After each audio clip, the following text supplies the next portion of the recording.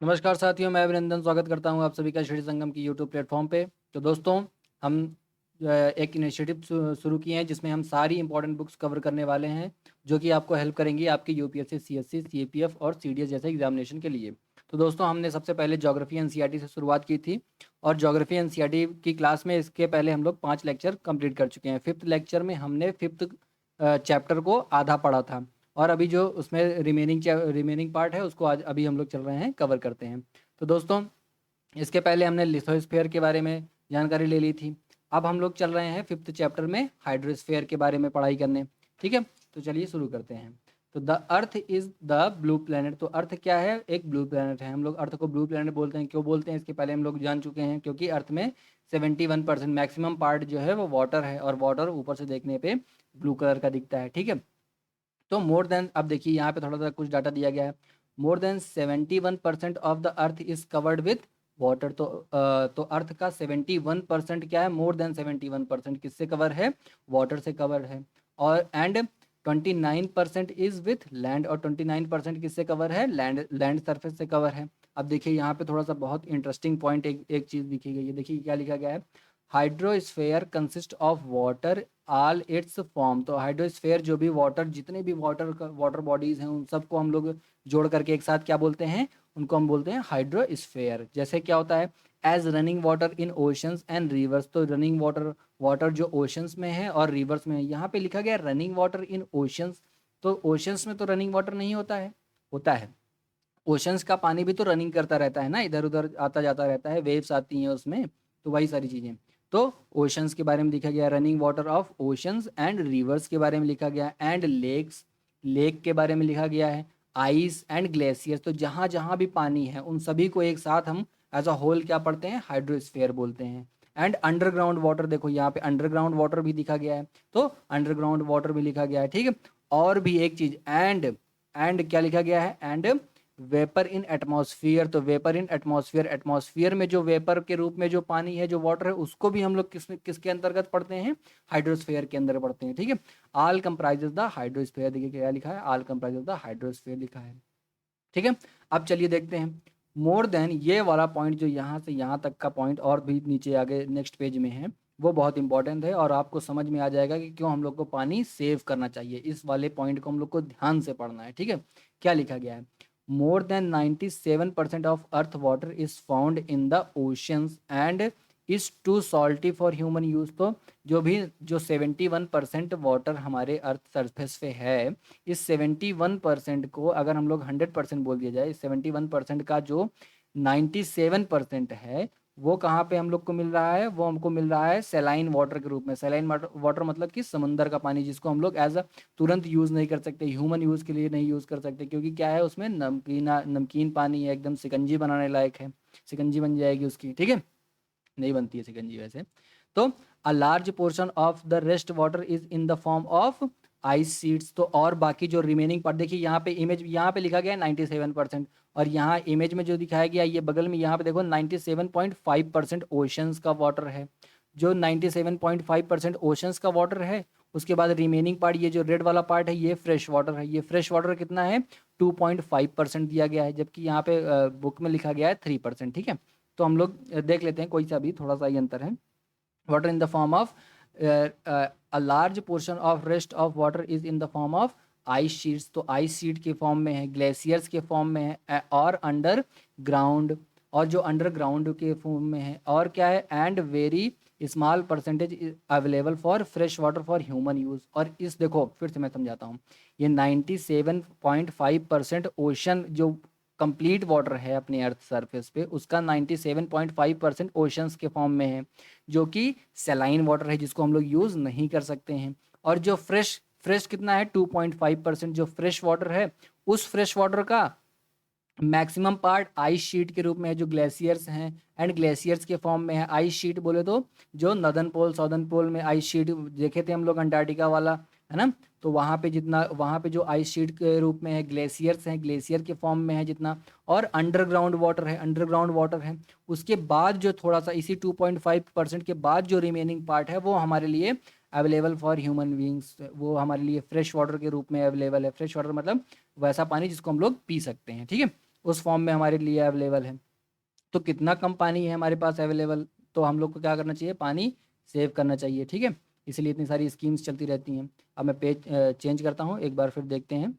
चलिए, तो क्या लिखा है, hence despite being a blue planet, तो हम लोग भले ही ब्लू प्लेनेट हैं। ब्लू प्लेनेट क्यों है, क्योंकि हमारे पास बहुत सारा पानी है। We face a shortage of water, हम लोग वाटर की शॉर्टेज फेस कर रहे हैं। क्यों फेस कर रहे हैं, अभी हम लोग जानकारी ले लिए। क्योंकि जो रिमेनिंग पार्ट है 2.5%, 2.5%, उसका भी मैक्सिमम पार्ट हमारे यूज़ के लिए नहीं है। अब हम लोग को पानी अगर पीना होगा, ग्लास में पानी पीना होगा, तो आप थोड़ी ना चले जाओगे अंटार्कटिका पानी भरने, है ना। तो वो हमारे डायरेक्ट यूज़ में तो नहीं है ना, हमसे बहुत दूर है। तो वही बात। अब देखिए थोड़ा सा यहाँ पे एक ये मैप दिया गया है, ये मैप देख लेते हैं एक बार। ये 1 मिनट में पेज में ऊपर कर लूँ। हाँ, ये पेज दिया गया है, 1 मिनट, सॉरी। खुल जा पेज, खुल जा पेज, खुल जा। 1 मिनट, 1 मिनट, 1 मिनट, 1 मिनट, खुल नहीं रहा है, कुछ दिक्कत आ गई है थोड़ा सा। हाँ देखो, ये वाला पेज, ठीक है। अब देखिए इस पेज में क्या दिया गया है, इस पेज को देख लेते हैं एक बार, क्या है ये। ठीक है, ये देखो, ये क्या है, नॉर्थ अमेरिका, ये साउथ अमेरिका। इसमें देखो ये क्या है, पहली बात तो इसको समझा देता हूँ। जो हर एक ब्लॉक है ना, जैसे ये एक ब्लॉक, दूसरा ये ब्लॉक, तीसरा ये ब्लॉक, चौथा, पांचवा, छठा, तो ये सब क्या है, एक यूनिट है, ठीक है। अब इस तरीके से अगर हम लोग देखा जाए तो ये ऑस्ट्रेलिया है। अब सबसे छोटा कॉन्टिनेंट कौन सा हम लोग जाने थे, ऑस्ट्रेलिया ही जाने थे। ये एशिया है, देखो इसमें जितने टोटल ब्लॉक्स हैं, अगर हम लोग इसको काउंट कर लिया जाए, तो ये हो जाएगा ऑस्ट्रेलिया, ये एशिया का हो जाएगा टोटल, और ये यूरोप का हो जाएगा कॉन्टिनेंट। तो हम लोग वैसे अंदाज़ा लगा सकते हैं। तो सबसे बड़ा कॉन्टिनेंट कौन सा था, लास्ट क्लास में हमने इसके बारे में पढ़ाई की थी, क्या था, एशिया हो गया। फिर सेकंड क्या था, अफ्रीका था। थर्ड क्या था, नॉर्थ अमेरिका था। इसके बारे में हमने जानकारी ले ली है। यूरोप और एशिया को देखो हम लोग कंबाइंड फॉर्म में क्या बोलते हैं, यूरेशिया बोलते हैं, यूरेशिया बोलते ही हैं, है ना। तो वही बात हो गई। चलिए ठीक है, अब देखते हैं, अपने चलते हैं आगे, आगे चला जाए। क्या है आगे, ओशंस के बारे में चल रहे हैं, जानकारी ले लें, ठीक है भैया। ओशन पढ़ा जाए। चलिए एक बार डिलीट कर देता हूँ इसको, oceans. Oceans are the major part of hydrosphere, तो हाइड्रोस्फेयर का मैक्सिमम पार्ट ओशन ही है, हम लोग देखे थे लास्ट, अभी इसके पहले देखे थे, कितना देखे थे, 97.5%, 97.5% क्या है, ओशंस ही हैं जितने भी हाइड्रोस्फेयर का पार्ट है। तो वही लिखा गया, oceans are the major part of hydrosphere, तो हाइड्रोस्फेयर का मेजर पार्ट क्या है, ओशंस हैं। दे आर ऑल क्या है, इंटरकनेक्टेड ओशन, सारे सारे ओशंस क्या है, इंटरकनेक्टेड हैं। इसके बारे में भी हम लोगों ने लास्ट क्लास में मैप देखा था, उसमें जानकारी ले ली थी, ठीक है। Oceans water are always moving, तो ओशन का वाटर जो होता है ना, ऐसे हमेशा एक जगह स्टिल नहीं रहता है ना, क्या होता है, रहता है, मूव होता रहता है। ओशन का वाटर मूव होता रहता है। देखते हैं कौन कौन सा मूवमेंट होता है ओशन वाटर में। सबसे पहले क्या लिखा है, there are chief movements of ocean water are, क्या लिखा गया है, सबसे पहले कौन सा मूवमेंट होता है, वेव के फॉर्म में होता है। ओशन में वेव आती रहती है, हम लोग जानते हैं वेव आती रहती है। वेव क्या होता है, जो ऐसे ओशन वाटर ऐसे ऐसे यूं यूं यूं यूं यूं ऐसे होता रहता है ना, यही होता है वेव फॉर्म। वेव के बारे में आप जब fundamentals of physical geography 11th class में, जब 11th क्लास की ज्योग्राफी हम लोग कवर करेंगे, तो उसमें और भी अच्छे से बताया गया है वेव क्या है। टाइड्स के बारे में हम लोग जानते हैं, टाइड क्या आती है, टाइड आप भी जानते हैं, tide, low tide, high tide. Tide पानी ओशंस का बढ़ जाता है, कम हो जाता है ना। उसके बाद ओशंस करंट के बारे में जानते हैं, ओशंस करंट के बारे में हम लोग जानते हैं। अगर आप कोरिलियस फोर्स के बारे में जानते हैं, तो उसके थ्रू ओशंस करंट आते रहते हैं। देखो ये क्या है हमारा, ये अर्थ हो गया। ओशंस करंट कैसे आती है, ऐसे जो जो सी का पानी पानी होता है, वो लगातार किसी एक डायरेक्शन में फ्लो होता है, उसी को ओशन करंट हम लोग बोलते हैं। तो वेव, करंट, इन सब में क्या डिफरेंस है, टाइड क्या है, इसके बारे में फर्दर आगे क्लासेस में हम लोग पढ़ते रहेंगे, ठीक है। चलिए देखते हैं। अब देखिए उसके बाद क्या लिखा गया, द 5 मेजर ओशंस आर, जो 5 मेजर ओशंस है, सबसे पहले कौन सा था, पैसिफिक ओशन। सबसे बड़ा ओशन कौन सा है, पैसिफिक ओशन ही है। फिर उसके बाद अटलांटिक ओशन, फिर इंडियन ओशन, सदर्न ओशन लिखा गया है, और आर्टिक ओशन। ये सारी चीज़ें हमने लास्ट क्लास में मैप में देख लिया था, ठीक है। अब देखते हैं एक एक ओशंस के बारे में थोड़ा सा डिटेल जानकारी दी गई है, ठीक है। चलिए देखते हैं। सबसे पहला क्या है, Pacific ocean is the largest ocean, तो पैसिफिक ओशन क्या है, सबसे लार्जेस्ट ओशन है, ठीक है। Pacific ocean is the largest ocean, तो पैसिफिक ओशन लार्जेस्ट है। It is spread over 1/3 of earth. देखो पैसिफिक ओशन जो टोटल अर्थ का जो सरफेस है, उसके 1/3 में सिर्फ पैसिफिक ओशन ही है। कितना बड़ा पैसिफिक ओशन है। अच्छा एक बात थोड़ा सा पैसिफिक ओशन के बारे में ये है कि जो हमारा मून है ना, अभी मून मिशन, मून चंद्रयान 3 गया है ना, उसके बारे में देखो, ये बोला जाता है कि डंबल डंबल थ्योरी एक बार दी गई थी कि ऐसे मून अपना अर्थ से जुड़ा हुआ था। दोनों डंबल शेप में लग रहे हैं ना, ये अपनी अर्थ है और ये अपना मून है, चंदा मामा जी हैं, ये दोनों जुड़े हुए थे। जब एक बार ये क्या हुआ, ऐसे ही अचानक से दोनों टूट गए, ये मून अलग हो गया और अर्थ अलग हो गया, ठीक है। जब मून टूट गया तो यहाँ पे क्या हो गया, डिप्रेशन बन गया। डिप्रेशन मतलब बड़ा सा गड्ढा बन गया। वही गड्ढा हम लोग ऐसे ऐसे ऐसा साइंटिस्ट का एजम्पशन है, ऐसा वो लोग एज्यूम करके चलते हैं कि यही यही है पैसिफिक ओशन, ठीक है। तो देखो पैसिफिक ओशन के बारे में ये थोड़ा सा एडिशनल जानकारी है। इसके बारे में आगे चल के हम लोग फर्दर क्लासेस में पढ़ेंगे, लेकिन अभी थोड़ा सा मतलब ट्रेलर दिया जा रहा है कि अभी अभी क्या है, ज्योग्राफी में कुछ और भी चीज़ें हैं, मज़ेदार चीज़ें हैं, इसके बारे में हम लोग जानकारी लेते रहते हैं, ठीक है। अब देखो एक बात क्या था, Mariana trench is the deepest part of earth. तो मैरियाना ट्रेंच डीपेस्ट पार्ट है अर्थ की। इसके पहले हम लोग जानकारी लिए थे, कितना कितना मीटर था डेप्थ इसका, 11,000 और 22 मीटर इसकी डेप्थ थी, है ना। लास्ट क्लास में हमने इसके बारे में पढ़ लिया था। तो मैरियाना ट्रेंच कहाँ पे है, पैसिफिक ओशन में। मैं बताया हूँ कि इस पे एक क्वेश्चन भी आया था प्रीवियस ईयर पेपर्स में, ठीक है। तो मैरियाना ट्रेंच कहाँ पे है, पैसिफिक ओशन में है, ठीक है। Lies in the Pacific ocean. The Pacific ocean is almost circular in shape. तो पैसिफिक ओशन क्या है, सर्कुलर शेप में है, ठीक है। अब देखिए क्या लिखा गया, कौन कौन से कॉन्टिनेंट्स पैसिफिक ओशन के आसपास जुड़ते हुए दिखते हैं, ठीक है। देखिए क्या लिखा गया, एशिया, ऑस्ट्रेलिया, एशिया ऑस्ट्रेलिया। मैं पेज ऊपर कर लूँ, नेक्स्ट। हाँ देखिए, एशिया हो गया, ऑस्ट्रेलिया हो गया, फिर क्या हो गया, north and south America, north और साउथ अमेरिका सराउंड इट, ये चारों तरफ से इससे घिरा हुआ है, ठीक है। Look at the map. Map देखेंगे आप लोग तो वहाँ पे फाइंड कर जाएंगे। मैं मैप दिखा चुका हूँ लास्ट क्लास में, मैप हम लोग पढ़ चुके हैं। अभी अगर आप लोग ये फिफ्थ चैप्टर पढ़ रहे हो तो उसी में मैप है आपके 2-3 पेज ऊपर, एक बार उसको देख लो तो वहाँ पे आपको दिख जाएगा, पैसिफिक ओशन दिख जाएगा, ठीक है भैया। चलिए शुरू करते हैं। Look at the map and find the, क्या क्या है, लोकेशन ऑफ कॉन्टिनेंट। इन सारे कॉन्टिनेंट्स की लोकेशन भी आपको दिख जाएगी अराउंड द पैसिफिक ओशन। अब हम लोग चलते हैं नेक्स्ट, क्या है नेक्स्ट, अटलांटिक ओशन के बारे में देखा जाए। अटलांटिक ओशन क्या है, मैं इसके बारे में देखो यहाँ पे बता चुका हूँ। Atlantic ocean is the second largest ocean. तो सेकंड लार्जेस्ट ओशन कौन सा है, अटलांटिक ओशन है। सबसे पहला कौन सा है, पैसिफिक ओशन, सबसे बड़ा। And it is S shape में है। मैं बता चुका हूँ लास्ट क्लास में, हमने मैप जब देखा था तो उसमें बताया जा चुका है कि एस शेप में कैसे है। इट इज फ्लैंक्ड बाई, ये क्या है, फ्लैंक्ड बाई है north and south America on the west side. तो जैसे ये है पैसिफिक ओशन, देखो मैं बता रहा हूँ, ये है पैसिफिक ओशन एस शेप में, ठीक है। ये बन गया अपना एस शेप, थोड़ा सा मेरी ड्राइंग इतनी अच्छी भी नहीं है, तो ये हो गया एस शेप में, ठीक है। और यहाँ पे मैं कलर चेंज करता हूँ एक बार। अब कलर चेंज करके क्या बना दिया, यहाँ पे नॉर्थ अमेरिका बना दिया, ये देखो ऐसे नॉर्थ अमेरिका बना दिया। और ये क्या बन गया, इसके इधर में साउथ अमेरिका बन गया। देखो मेरी ड्राइंग कितनी अच्छी बनने लगी, है ना।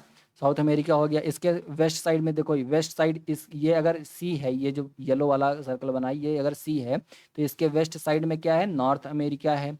और इसके वेस्ट साइड में साउथ अमेरिका भी है, तो वही लिखा गया है, south America and north America and south America on the west side, तो वेस्ट साइड में है। एंड यूरोप एंड अफ्रीका, देखो यूरोप यहाँ पे है, ये यूरोप है, ये यूरोपियन कंट्री है। यूरोप के नीचे कौन सा है, अफ्रीका है, ठीक है। ये अफ्रीका हो गया, ये अफ्रीका नीचे।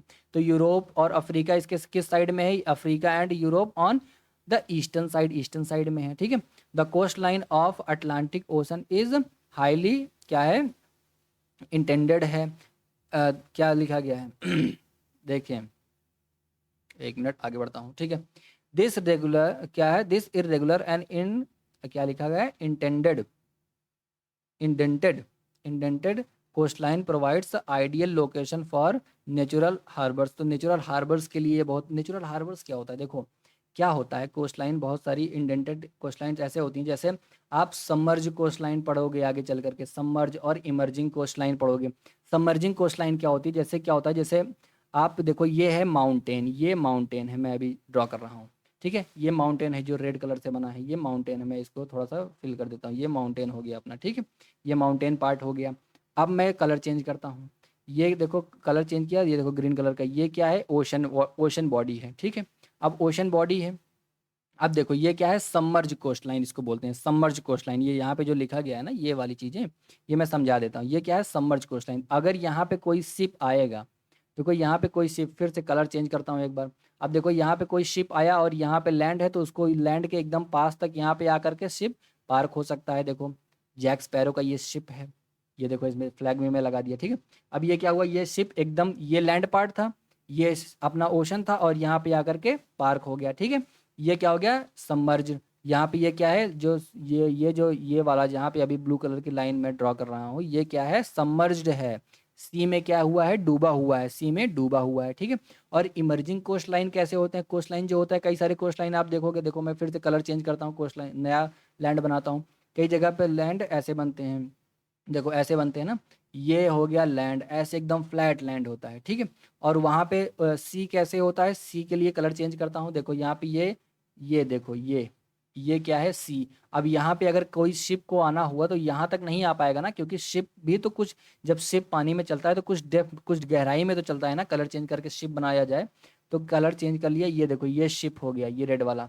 अभी देखो, अब ये शिप यहाँ पे आकर के अटक गया ना, ये देखो यहाँ पे अटक गया, तो ये क्या होता है, इमर्जिंग कोस्ट लाइन इसको बोलते हैं।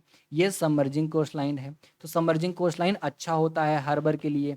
नेक्स्ट चैप्टर में हम लोग अपना चल करके वेस्टर्न घाट और ईस्टर्न घाट के बारे में जानकारी लेंगे 6 चैप्टर में, तो उसमें ये वाला कॉन्सेप्ट और क्लियर हो जाएगा, ठीक है। तो इसे को क्या क्या बोल दिया गया है, इंटेंडेड कोस्ट लाइन बोल दिया गया, ये जो इमर्जिंग वाली कोस्ट लाइन है, ठीक है। तो यहाँ पे क्या होता है, अच्छे हार्बर हैं, मतलब अच्छा हार्बर मतलब कि यहाँ पे शिप पार्क हो सकती है, शिप के लिए बहुत अच्छा माना जाता है, क्योंकि यहाँ पे ज़्यादा आपको मेहनत नहीं करनी पड़ती, ज़्यादा बनाना नहीं पड़ता है, ठीक है। चलिए देखते हैं अब आगे। इतना मैं आशा करता हूँ कि आपको समझ में आ गया होगा। This irregular and intended coastline provides ideal location for natural harbours, तो नेचुरल हार्बर्स हैं एंड पोर्ट्स हैं, यहाँ पे पोर्ट्स बहुत सारे हैं। From the point of view of commerce it is the busiest ocean, तो ये कौन सा है, बिजिएस्ट ओशन। अटलांटिक ओशन क्या है, बिजिएस्ट ओशन है भैया। इस तरफ नॉर्थ अमेरिका, इतनी बड़ी इकोनॉमी, इस तरफ साउथ अमेरिका, इस तरफ यूरोप, वो भी इतनी बड़ी इकोनॉमी है, और यहाँ पे अफ्रीका है, इतनी बड़ी मार्केट, अफ्रीका बहुत बड़ा मार्केट है। और इसके बीच में अगर कोई सी ए लाई कर रहा है एस शेप में, तो यहाँ से यहाँ कार्गो आना जाना होगा, यहाँ से यहाँ ऐसे वैसे कैसे कैसे हर तरफ से कार्गो आना जाना होगा, है ना। तो ये क्या हो गया, बहुत कॉमर्शियल इंपॉर्टेंस का सी है, ठीक है। अब देखा जाए इंडियन ओशन के बारे में, अपना ओशन देखने चलते हैं, ठीक है। अब देखिए क्या है Indian ocean. Indian ocean is the only ocean named after a country. Indian ocean क्या है, इकलौता एक ओशन है जो किसी कंट्री के नाम पे जिसका नाम रखा गया है, ठीक है। इसके अलावा और कोई भी कंट्री नहीं है ऐसी जिसके नाम पे कोई ओशन हो, ठीक है। तो दैट इज इंडिया, इंडिया के नाम पे रखा गया, इंडियन ओशन नाम रखा गया, इंडिया के सदर्न साइड में है, ठीक है। उस नेक्स्ट चैप्टर जो है ना, 6 चैप्टर जो है 6 चैप्टर में, ये 6 क्लास की ज्योग्राफी में, उसमें हम लोग इंडिया के बारे में ही ज्योग्राफी पढ़ेंगे, तो ये सारी चीज़ें वहाँ पे एकदम क्लिस्टर क्लियर हो जाएंगी, ठीक है। अब देखिए, the shape of ocean is almost triangular, तो ये इंडियन ओशन का शेप क्या है, ट्रायंगुलर शेप में है। In the north it is bound by Asia, तो एशिया में ये जो सी है, इंडियन ओशन का जो सी है, ये नॉर्थ साइड में यहाँ पे एशिया है, ठीक है, एशिया है। इन द वेस्ट अफ्रीका है, और यहाँ पे मैं कलर चेंज करके अफ्रीका बना रहा हूँ, ये देखो ये है अफ्रीका, ये ग्रीन कलर का जो बॉक्स बना ये है अफ्रीका बन गया, ये बन गया एशिया। तो नॉर्थ साइड में क्या हो गया, ये सी है, ये इंडियन ओशन है, ठीक है। ये क्या हो गया, ये क्या हो गया, ये हो गया एशिया, ये हो गया अफ्रीका, वेस्टर्न साइड में हो गया अफ्रीका, एंड ईस्ट साइड में ये देखो अफ्रीका में ये ऑस्ट्रेलिया बना दिया, ठीक है, ऑस्ट्रेलिया बना दिया, ऑस्ट्रेलिया सॉरी, ऑस्ट्रेलिया। तो क्या हो गया, ईस्ट साइड में क्या हो गया, ऑस्ट्रेलिया हो गया, ये बीच में अपना इंडियन ओशन हो गया, ठीक है। बस यही बता रहा है। अब देखते हैं सदर्न ओशन के बारे में, देखा जाए southern ocean and Arctic ocean को देखना है हम लोग को, ठीक है। चलिए 2 और ओशन बचे हैं, क्या है, सदर्न ओशन क्या है, ocean encircle the continent of Antarctica, Antarctica को इनसर्कल किया, इसके बीच में अंटार्कटिका है। And extends northward to 60 degree south latitude, तो साउथ 60 डिग्री साउथ लैटिट्यूड तक एक्सटेंड है पूरा, इसका एक्सटेंशन है, ठीक है। तो आर्टिक सर्कल, अंटार्कटिक सर्कल, इसके बारे में जानकारी लिए थे ना, तो वो भी यहाँ से पास होता है, ठीक है। कौन सा सर्कल, आर्टिक की अंटार्कटिक, अंटार्कटिक सर्कल, ठीक है। अब देखते हैं आर्कटिक ओशन देख लिया जाए, आर्कटिक ओशन देख लिया जाए। Ocean is located with in the Arctic circle, तो आर्कटिक सर्कल से ओशन होता है। आर्कटिक सर्कल किस किस कॉन्टिनेंट के पास से गुजर रहा था, कौन सा कॉन्टिनेंट था वो, यूरोप, इंग्लैंड और इन सब चीज़ों के, इन सब जो स्कैंडिनेवियन कंट्रीज जो अब आप सुने होंगे, वहाँ के आसपास जो जो ओशन है वो क्या है, आर्कटिक ओशन है, ठीक है। सराउंड नॉर्थ पोल, तो नॉर्थ पोल पे है Arctic ocean pole. It is connected with the Pacific ocean by a narrow stretch of shallow water known as Bering strait, से ये जुड़ा हुआ है, किससे जुड़ा हुआ है, बैरिन स्ट्रेट से, ओशन बैरिन स्ट्रेट से जुड़ा हुआ है, किससे, पैसिफिक ओशन से जुड़ा हुआ है, ठीक है। It is bound by it is bound by northern coast of North America and क्या लिखा गया है, यूरेशिया, तो यूरेशिया से ये बाउंडेड है, ठीक है। अब यहाँ तक हमारा ओशनोग्राफी हाइड्रोस्फीयर खत्म हो गया। अब हम लोग चलते हैं पढ़ने एटमॉस्फेयर के बारे में, देख लिया जाए। एटमॉस्फेयर भी बहुत इंपॉर्टेंट कॉन्सेप्ट है।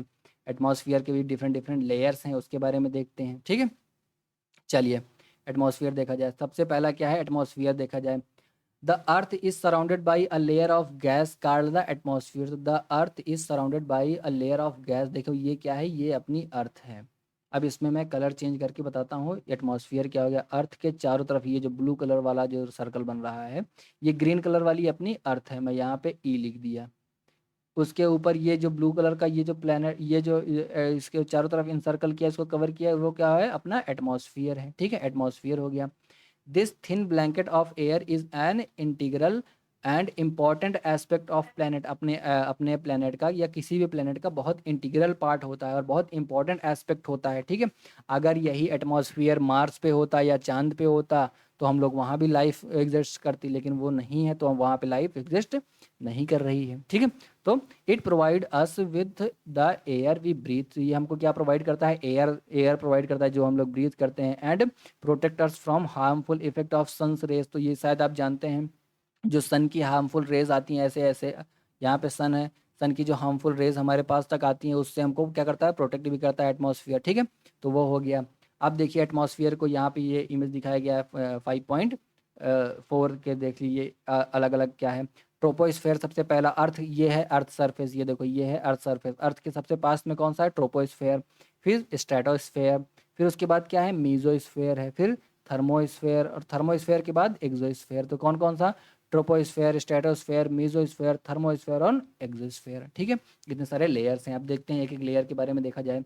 The atmosphere extends up to a height of about 1600 kilometre. तो 1600 किलोमीटर तक इसकी हाइट एक्सटेंड करती है। ठीक है, atmosphere is divided into 5 layers. तो एटमॉस्फेयर कितने लेयर्स में डिवाइडेड है, 5 लेयर्स में डिवाइडेड है, बेस्ड ऑन कंपोजिशन। तो composition, temperature and other properties पे हम लोग इसको अलग अलग हिसाब से अलग अलग लेयर्स में डिवाइड कर देते हैं। ठीक है, this layers starting from earth surface. तो ये लेयर कहाँ से स्टार्ट होती हैं, अर्थ सरफेस। देखो ये अर्थ सरफेस से, और ये है ट्रोपोस्फेयर। ठीक है, तो अर्थ सरफेस से थोड़ी सी ऊपर पे पास में, सबसे पास में क्या है, ट्रोपोस्फेयर। जितना हम लोग का बादल बरसना, पानी, ये सब चीज़ होता है, ये सब ट्रोपोस्फेयर में ही होता है। ठीक है, अपना जो एयरप्लेन से जब हम लोग घूमते हैं तो वो किस में घूमते हैं, स्ट्रेटोस्फेयर में घूमते हैं। ये इस पे क्वेश्चन बहुत पूछा जाता है कि एरोप्लेन एरोप्लेन किस स्फेयर में सबसे अच्छा, मतलब सबसे ज़्यादा उड़ता है या हमेशा उड़ता है, तो किस किस स्फेयर में उड़ता है, वो क्या हो गया, स्ट्रेटोस्फेयर हो गया। ठीक है, चलिए आगे देखते हैं। The troposphere, the stratosphere, the mesosphere, the thermosphere and exosphere, इसके बारे में जानकारी ले ही लिए हैं। अब एक एक करके पढ़ते हैं। The atmosphere is composed mainly of nitrogen. तो हमारा अपना जो एटमॉस्फेयर है वो किससे क्या है, उसमें कंपोजिशन उसका क्या है, नाइट्रोजन है एंड ऑक्सीजन है। नाइट्रोजन ऑक्सीजन इसके कंपोजिशन है, मेन कंपोजिशन है। Make up to 99% of clean. तो इसका पूरा 99% क्या होता है, नाइट्रोजन और ऑक्सीजन से बना होता है। नाइट्रोजन कितना परसेंट होता है, 78% सिर्फ नाइट्रोजन ही होता है। और उसके बाद क्या होता है, ऑक्सीजन। ऑक्सीजन बहुत इंपॉर्टेंट चीज़ है, जो हम लोग ब्रीथ करते हैं, ब्रीथ इन करते हैं ऑक्सीजन, है ना। तो हमारे लिए, हमारा लाइफ सस्टेन करने के लिए, हमारी लाइफ या किसी भी जीव जंतु जो भी अर्थ पे रहते हैं उनकी लाइफ के लिए ऑक्सीजन बहुत जरूरी चीज़ है ना। अदर गैसेस लाइक, उसके बाद जो रिमेनिंग पार्ट देखो 71 हो गया, 71 और 21 को ऐड करेंगे कितना आएगा, 99% हो गया ना। और जो रिमेनिंग 1% बचा, उस 1% में क्या है, कार्बन डाइऑक्साइड है, आर्गन है and other comprises 1% of volume. तो ये बाकी सारी चीज़ें सिर्फ 1% ही हैं। ठीक है, आगे देखा जाए। Oxygen is breath, is the क्या है, oxygen is the breath of life while nitrogen helps in the growth of living organism. तो ऑक्सीजन क्या है, हम लोग को ब्रीथ करने के लिए, बहुत लाइफ को सस्टेन करने के लिए ऑक्सीजन बहुत ज़रूरी होता है। और देखो नाइट्रोजन किस लिए जो बहुत ज़्यादा ज़रूरी होता है, नाइट्रोजन क्या होता है, किसी भी ऑर्गेनिज्म को देखो क्या लिखा गया है, लिविंग ऑर्गेनिजम्स को हेल्प करने के लिए, ग्रोथ करने के लिए, growth of living hydrogen living organisms. तो ग्रोथ ऑफ लिविंग ऑर्गेनिजम्स के लिए क्या बहुत ज़्यादा ज़रूरी होता है, नाइट्रोजन। नाइट्रोजन से देखो हम लोग यूरिया खाद डालते हैं ना, क्या होता है उसमें, नाइट्रोजन ही तो मेन कंपोनेंट होता है उसका। तो वही नाइट्रोजन बहुत इंपॉर्टेंट होता है। ठीक है, अब देखो उसके बाद देखते हैं। Carbon dioxide through present in क्या है, माइन्यूट। तो कार्बन डाइऑक्साइड जो होता है वो बहुत माइन्यूट अमाउंट में ही प्रेजेंट होता है। It is important as it क्या है, absorbs heat radiated by the earth. तो देखो जो क्या होता है, कार्बन डाइऑक्साइड जो होता है, देखो अर्थ जो है, ये है अर्थ, है ना। ये अपना अर्थ के बाहर मैं कलर चेंज करके एक बार बना दिया एटमॉस्फेयर। देखो ये वाइट कलर का शायद आपको दिख रहा है, मैं कलर फिर से चेंज कर देता हूँ, एटमॉस्फेयर दूसरा बनाते हैं। ये ब्लैक कलर का एटमॉस्फेयर हो गया, ठीक है, एटमॉस्फेयर हो गया। अब यहाँ से सन की रे अगर अर्थ पे आ रही है, ठीक है, यहाँ पर आई और अर्थ पे पड़ेगी और उसके बाद रिफ्लेक्ट होगी। हम लोग रिफ्लेक्शन रिफ्रैक्शन ये सारी चीज़ें शायद जानते ही हैं। तो अब यहाँ पे रिफ्लेक्ट होगी तो यहाँ पे कार्बन डाइऑक्साइड क्या करेगा, उसको रोकेगा, उसको रोक करके वापस रिफ्लेक्ट करेगा। यहाँ से सन की रे अर्थ पे पड़ी और अर्थ की रे वापस रिफ्लेक्ट होकर के एटमॉस्फेयर में गई। और एटमॉस्फेयर में क्या है, कार्बन डाइऑक्साइड बहुत माइन्यूट माइन्यूट है, लेकिन फिर भी वो क्या करता है, उसको वापस रेडिएट बैक करता है, ठीक है। तो ये क्या करता है, ये भी हमारे लिए हेल्पफुल है। मतलब एक अच्छी एक प्रॉपर अगर क्वांटिटी हो कार्बन डाइऑक्साइड की तो वो भी हमारे लिए बहुत ज़रूरी है। ऐसा नहीं है कि कार्बन डाई हम लोग को ख़त्म कर देना है, नहीं, कार्बन डाई भी हो हमारे लिए ज़रूरी है, लेकिन जब उसका एक्सेस हो जाता है, जब किसी चीज़ की अधिकता हो जाती है, मात्रा उसकी बढ़ जाती है, तब वो हमारे लिए हार्मफुल हो जाता है, ठीक है, कार्बन डाइऑक्साइड। अब देखो क्या करते हैं, it is important as it absorbs heat radiated by the earth. तो अर्थ जो हीट रेडिएट करता है वापस एटमॉस्फेयर में भेजता है, उसको क्या करता है, एब्जॉर्ब करता है, उसको वापस से एब्जॉर्ब करता है और वापस से हमारे अर्थ को फिर से हीट देता है। अर्थ को हीट चाहिए, प्रॉपर हीट गर्म रखने के लिए, ठीक है, thereby keeping the plant warm. तो ये प्लांट को क्या करता है, वार्म वार्म रखने के लिए प्लांट को जरूरी होता है कार्बन डाइऑक्साइड, जानते ही हैं शायद आप। It is also essential for the growth of plant. तो प्लांट के लिए भी ये कार्बन डाइऑक्साइड जरूरी होता है, ठीक है। चलिए आगे देखते हैं। The density of atmosphere varies with height. तो डेंसिटी ऑफ एटमॉस्फेयर क्या करता है, वेरी करती है। सबसे ज़्यादा डेंसिटी कहाँ पे होगी, सबसे ज़्यादा डेंसिटी होगी सबसे पास में, अर्थ के सबसे पास में सबसे ज़्यादा डेंस होता है, ठीक है। फिर जैसे जैसे हम लोग एटमॉस्फेयर में ऊपर बढ़ते जाएंगे, एटमॉस्फेयर की डेंसिटी क्या होती जाती है, कम होती जाती है, ठीक है। As is maximum as the sea level. तो सबसे ज़्यादा डेंसिटी, सबसे ज़्यादा अर्थ के पास में क्या होता है, सी लेवल। पूरी वर्ल्ड में सी का लेवल जो होता है वो ज़ीरो होता है, हमने इसके पहले पढ़ाई की थी, ठीक है। तो सी लेवल के होता है, वहाँ पे एटमॉस्फेयर की डेंसिटी सबसे ज़्यादा होती है। फिर उसके बाद क्या करता है, and decreases rapidly as we go up. और जैसे जैसे हम लोग ऊपर जाते जाते हैं, एटमॉस्फेयर की डेंसिटी कम होती जाती है, जो एयर होती है वो थिन होती जाती है। क्या होती जाती है, थिन होती जाती है। You know, the climbers experience problem in breathing due to this decrease in the density of air। तो आप जानते हैं जैसे जो क्लाइंबर होते हैं, जो माउंटेन एवरेस्ट पे या किसी भी ऊंची जगह पे चढ़ाई करने जाते हैं, तो उनको हार्डनेस महसूस होता है ब्रीथ करने में, क्योंकि वहाँ की एयर क्या होती है, बहुत थिन होती है। हमारे जो फौजी सोचो, जो ग्लेशियर पर ड्यूटी करते हैं, उनके लिए कितना टफ होता होगा ना। तो वो एक्लामेटाइजेशन एक प्रोसेस होता है जिसमें वो वहाँ के एटमॉस्फेयर के लिए पहले तो सूटेबल होते हैं, फिर वहाँ पे वो डिप्लॉय किए जाते हैं, ठीक है। तो वही, तो क्या हुआ, बहुत थिन होती जाती है air. They have to carry with them oxygen cylinders. तो उनको अपने साथ क्या, ऑक्सीजन सिलेंडर कैरी करना पड़ता है, to be able to breathe at the high altitude. तो हाई एल्टीट्यूड पे ब्रीथ करने के लिए। The temperature also decreases as we go upward. तो टेम्परेचर भी क्या होता है, डिक्रीज होता जाता है, जैसे जैसे हम ऊपर ऊपर ऊपर ऊपर जाते जाते हैं, टेम्परेचर क्या होता है, डिक्रीज होता जाता है। The atmosphere exerts pressure on the earth. तो एटमॉस्फेयर प्रेशर भी एक्सर्ट करता है, ठीक है। तो ये भी क्या होता है, एटमॉस्फेयर अर्थ पे एटमॉस्फेरिक प्रेशर शायद जानते हैं आप, है ना। तो वही एटमॉस्फेयर प्रेशर भी अर्थ पे एक्सर्ट करता है। This this varies from place to place. तो एटमॉस्फेयर का जो, लेकिन जो प्रेशर होता है ना, वो वेरी करता है प्लेस टू प्लेस पे। हर जगह एटमॉस्फेयर का प्रेशर एक जैसा नहीं होता है, वेरी करता रहता है, किसी जगह ज़्यादा होता है, किसी जगह कम होता है ना। तो वो वेरी करता रहता है। Some some areas experience high pressure. तो कई सारे एरियाज होते हैं जहाँ पे क्या होता है, हाई प्रेशर एक्सपीरियंस करते हैं। And some are low pressure, और कई जगह पे लो प्रेशर हम लोग एक्सपीरियंस करते हैं। Are moved from high pressure to, अच्छा देखो ये क्या लिखा गया है, डिलीट करता हूँ, देखो कलर चेंज किया, ये क्या लिखा, air moves from high pressure to low pressure. तो एयर कहाँ से कहाँ मूव होती है, high pressure to low pressure move होती है, ठीक है। Moving air is known as wind. तो विंड उसको हम लोग बोलते हैं, जो एयर मूविंग होती है, जो एयर मूव करती रहती है, ऐसे ऐसे मूव करती रहती है, उसको हम लोग क्या बोलते हैं, विंड बोलते हैं। और एयर कहाँ से कहाँ मूव होती है, high pressure to low pressure, ठीक है। हाई प्रेशर है इधर, तो यहाँ से इस तरफ एयर चलेगी, ठीक है, high pressure to low pressure चलेगी। चलिए ठीक है। इसके पहले हमने क्या क्या पढ़ लिया, हमने पढ़ा लिथोस्फीयर पढ़ा, लास्ट लास्ट वीडियो में हमने देखा था उसको। अभी हमने क्या पढ़ा, हाइड्रोस्फीयर पढ़ा, एटमॉस्फेयर पढ़ लिए। अब उसके बाद क्या बचा है, बायोस्फीयर। बायोस्फीयर मतलब कि जहाँ ये तीनों चीज़ें एक साथ एग्जिस्ट करती हैं और जहाँ पे लाइफ सस्टेन करती हैं, उसके बारे में जानकारी लेते हैं बायोस्फीयर के बारे में। चलिए थोड़ा सा यहाँ देख लिखा गया है, क्या लिखा गया है, biosphere the domain of life, life जहाँ पे एग्जिस्ट करती है, ठीक है। Biosphere is the narrow zone of contact between the land water and air. तो लैंड वाटर और एयर जहाँ एक साथ एग्जिस्ट करते हैं उसको हम लोग क्या बोलते हैं, क्या बोलते हैं, बायोस्फीयर। देखो यहाँ पे वाटर भी है, वाटर बॉडी। हमने बोला था हाइड्रोस्फीयर में हम कौन कौन से वाटर को इंक्लूड करते हैं, जितने भी वाटर के फॉर्म होते हैं, चाहे वो लेक हो, नदी हो, एटमॉस्फेरिक वाटर हो या ओशनिक वाटर हो।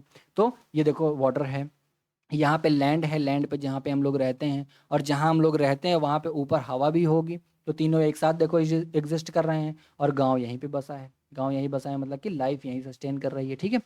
it is it is in is zone that life that is unique to this planet। तो यहाँ पे हम लोग लाइफ एग्जिस्ट करती है, ठीक है। देर आर क्या लिखा गया है, देर आर सेवरल, आगे देखते हैं, देर आर सेवरल, एक मिनट में पेज ऊपर कर लूँ। There are several species of organs that vary in size. तो यहाँ पे बहुत सारी स्पीसीज हैं, बहुत सारी स्पीसीज, डिफरेंट डिफरेंट स्पीसीज रहती हैं अर्थ पे, हम लोग जानते ही हैं। Species of microbes and bacteria. तो bacteria, microbe, to huge animals. तो माइक्रोब भी हैं, बहुत छोटे छोटे माइक्रोब्स होते हैं, और ह्यूज एनिमल, बड़ा हाथी, एक बड़ा हाथी भी रहता है एक ही जगह, उसी जगह पे, ठीक है। तो ये सारी पूरी लाइफ एग्जिस्ट करती है। All living organisms include humans are क्या है, linked to each other and to the biosphere of survival. तो हम लोग एक दूसरे से लिंक्ड होते हैं, एक दूसरे से जुड़े हुए होते हैं, एक दूसरे के सर्वाइवल के लिए बहुत हेल्पफुल होते हैं, ठीक है। वही बात लिखा गया है। चलिए अब थोड़ा सा आगे देखा जाए। ऑर्गेनिजम्स इन द बायोस्फीयर में broadly be divided into plant kingdom. तो ऑर्गेनिजम्स को हम लोग किस में क्या डिवाइड करते हैं, एक तो हो गया प्लांट किंगडम हो गया, एंड दूसरा क्या हो गया, एनिमल किंगडम हो गया। प्लांट किंगडम में ऑर्गेनिजम्स को डिवाइड करते हैं, और एनिमल किंगडम में हम लोग किस किंगडम में आएंगे, एनिमल किंगडम में आएंगे। हम भी तो एक जानवर हैं, जानवर मतलब इंसान भी हैं, लेकिन जानवर ही तो हैं। तो भाई थ्री डोमेन्स ऑफ अर्थ इन क्या है, इंटरेक्ट विद ईच अदर। तो तीन डोमेन है अर्थ के, वो जो तीनों एक साथ इंटरेक्ट करते हैं, and they affect each other. जो तीनों को एक एक दूसरे को अफेक्ट भी करते हैं।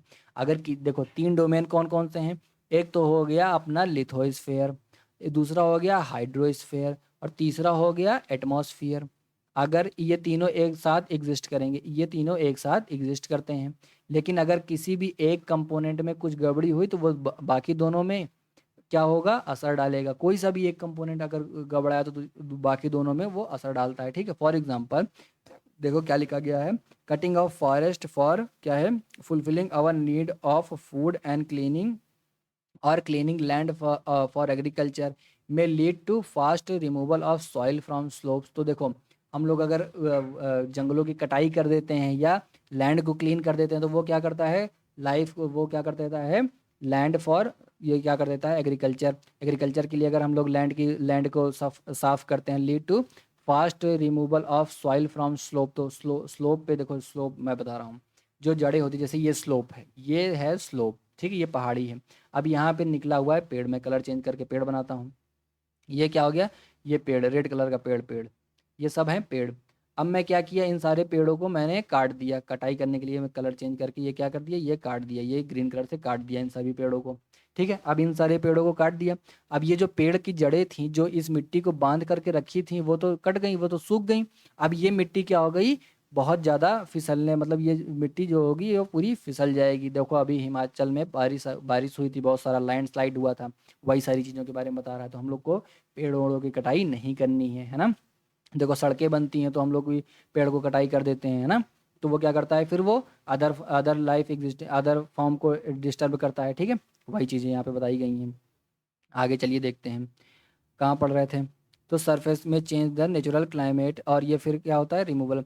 क्या है, सिमिलरली द अर्थ सरफेस में भी change due to the natural calamities. तो नेचुरल क्लाइमेटीज अर्थक्वेक के थ्रू हमारा अर्थ सरफेस क्या होता है, चेंज हो जाता है। जैसे फॉर एग्जांपल यहाँ पे सुनामी का एग्जांपल दिया गया है। देखो जैसे क्या होता है, सुनामी सुनामी आ जाती है, या अर्थक्वेक आएगी। अर्थक्वेक अगर देखो, अर्थक्वेक अगर लैंड पे आता है, जैसे अभी टर्की का अर्थक्वेक आया था, तो वो क्या हुआ, अर्थक्वेक टर्की में देखो कितना सारा डिवास्टेशन, कितना सारा डिस्ट्रक्शन हुआ था ना अर्थक्वेक में, टर्की में। तो वही अगर अर्थक्वेक कहाँ आ जाए, सी लेवल में, सी है ये, और सी के एकदम अंदर बीच में आ जाए अर्थक्वेक, तो ये क्या करेगा, पूरा सुनामी ले आ जाता है, पूरा पानी को इधर से उधर कर देता है। और ये जब पानी लैंड पे आता है तो लैंड पर डिस्ट्रक्शन करता है, ठीक है।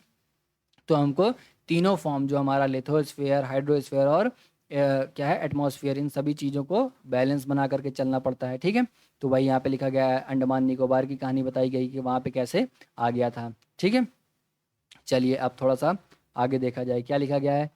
अब देखिए अंडमान निकोबार ये सब बता दिया है कि क्या लिखा गया, इमिजन फ्रॉम इंडस्ट्रीज। तो इंडस्ट्रीज जो से जो इमिजन होता है, जो कार्बन डाइऑक्साइड बाहर निकलती है, वो सब भी हम लोग को क्या करता है, बहुत ज़्यादा हार्म करता है। कार्बन डाइऑक्साइड वहाँ से निकलती है। Carbon dioxide is an important क्या है, कॉन्स्टिट्यूएंट ऑफ एयर। तो कॉन्स्टिट्यूएंट इंपॉर्टेंट कॉन्स्टिट्यूएंट है, लेकिन जब इसकी मात्रा बढ़ जाती है तो ये क्या करता है, हमको हार्म करता है। देखो, but increase in the amount of CO2 leads to increase in global temperature. तो अगर CO2, देखो CO2 मैं अभी बताया था क्या करता है, जो अर्थ जो सनलाइट जो अर्थ वापस वापस एटमॉस्फेयर में भेजता है, उसको CO2 एब्जॉर्ब करता है और अर्थ को फर्दर क्या करता है, हीट करता है। ठीक है, अर्थ को उसको फर्दर हीट करता है। लेकिन अगर CO2 की मात्रा बढ़ जाए और CO2 की मात्रा बढ़ जाए तो क्या होगा, अर्थ का जो एटमॉस्फेयर है उसका टेम्परेचर भी बढ़ जाएगा, है ना। जो टेम्परेचर बढ़ जाएगा तो क्या होगा, उसी को हम लोग बोलते हैं ग्रीन हाउस इफेक्ट बोलते हैं। अगर ग्रीन हाउस इफेक्ट आपको सबसे बढ़िया एक्सपीरियंस करना हो तो जैसे देखो, गर्मी के दिनों में या ठंडी में भी, जब आप अपनी गाड़ी देखो बाहर धूप में खड़ी कर दो, कोई सी भी कार कार बस कुछ भी बाहर धूप में जो खड़ी रहती है, उसके बाद उसमें आप बैठो तो देखो, वैसे गर्मी तो रहती है, लेकिन गाड़ी के बाहर का जो भी एटमॉस्फेयर होता है वो कंपैरेटिवली गाड़ी के अंदर का जो एटमॉस्फेयर होता है उसके कंपैरिजन में बहुत ज़्यादा डिफरेंस होता है। गाड़ी में बैठते ही जैसा लगता है उबल गए आज हम, है ना, अपनी आज खिचड़ी बन जानी है ना, इतने सारा गर्मी होता है। वही होता है, वही सबसे बढ़िया एग्जाम्पल है। किसका एग्जाम्पल है वो, वही है एग्जाम्पल सबसे बढ़िया ग्रीन हाउस इफेक्ट का। आप देख सकते हो आपके आसपास। तो हम लोग को क्या करना है, वहीं पे यहाँ पे लिखा गया है कि हमको लिथोस्फीयर, एटमॉस्फेयर और हाइड्रोस्फीयर के बीच में एक अच्छा फ्रेंडशिप, एक अच्छा कॉम्बिनेशन, एक साथ दोनों को, तीनों को लेकर के चलना पड़ेगा। ठीक है, चलिए दोस्तों, आज के लिए इतना ही। ये हो गया 5th क्लास पार्ट 2। तो लाइक शेयर सब्सक्राइब करते करके जाइएगा जाते जाते। ठीक है दोस्तों, थैंक यू, जय हिंद।